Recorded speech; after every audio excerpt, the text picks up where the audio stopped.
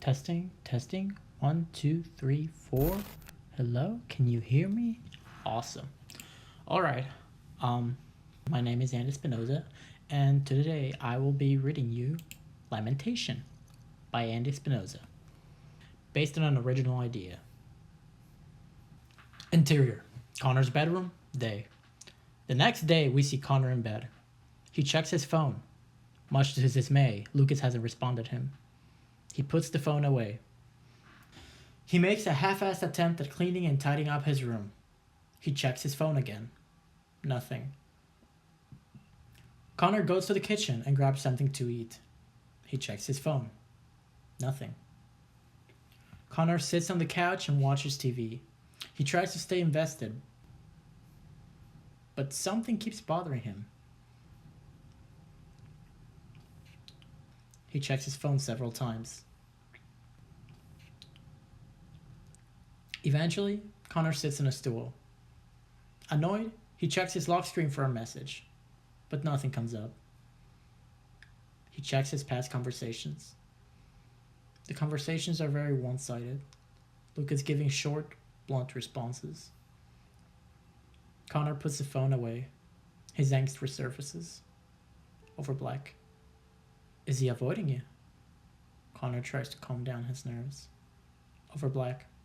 He is avoiding you. Connor tries to not think about it. Over black. What did you do wrong?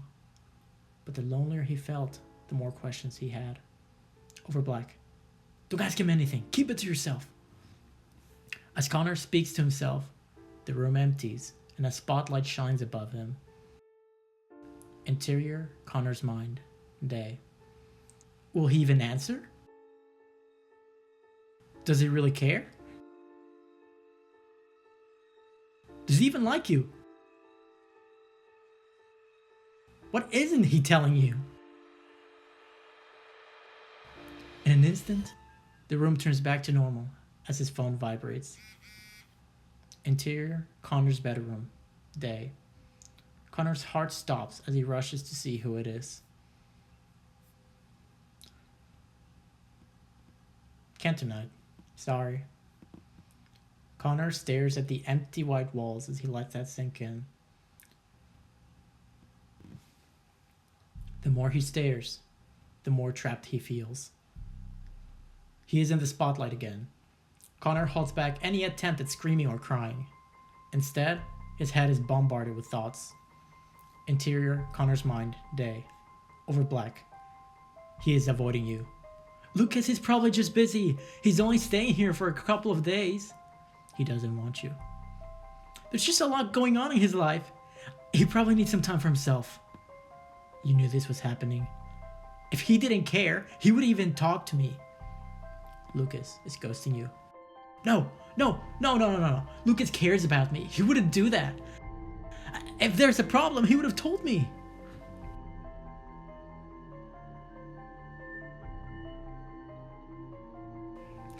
As Connor grieves, he glitches. A clear sign that all this overthinking isn't allowing him to function properly. Connor gets up from the stool and looks around the vast space within his cold, desolate mind. He turns back. The stool is gone. As Connor desperately holds on to himself for comfort, the spotlight slowly dims out, and the lighting in the room changes color and pattern.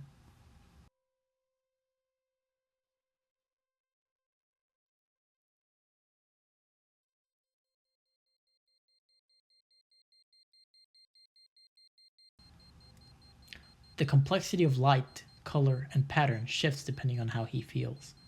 The more he thinks, the less he is certain of what to make of himself.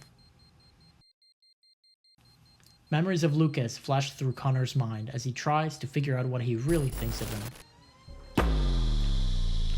Over black. What the fuck is your problem?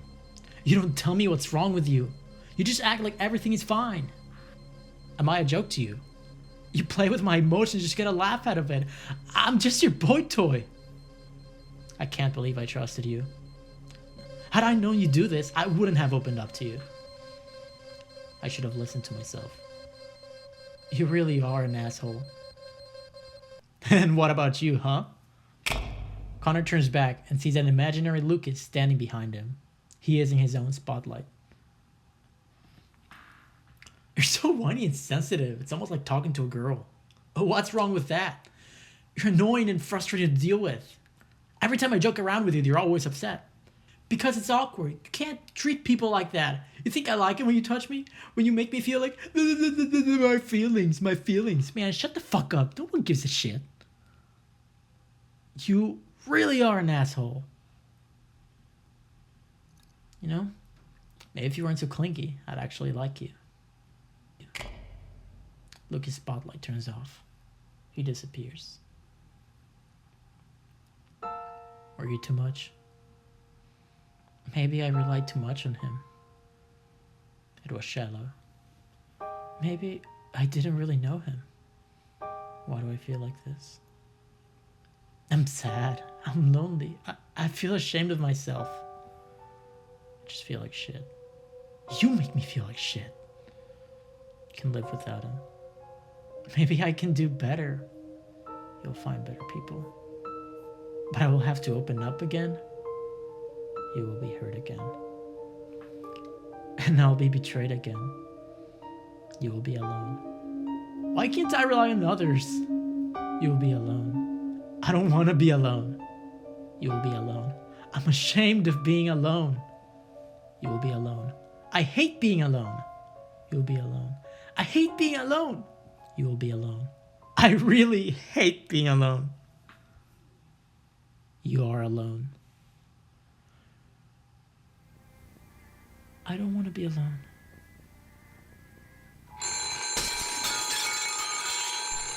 A flash of words and memories pass through Connor's mind as he lets out a shriek of frustration.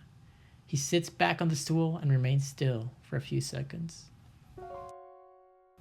Interior, Connor's bedroom. Day. I am alone.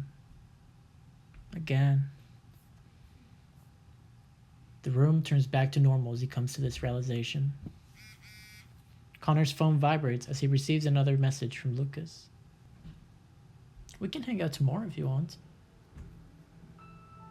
Connor looks at the phone one last time. He hesitates, but doesn't respond. He puts his phone away and leaves the room.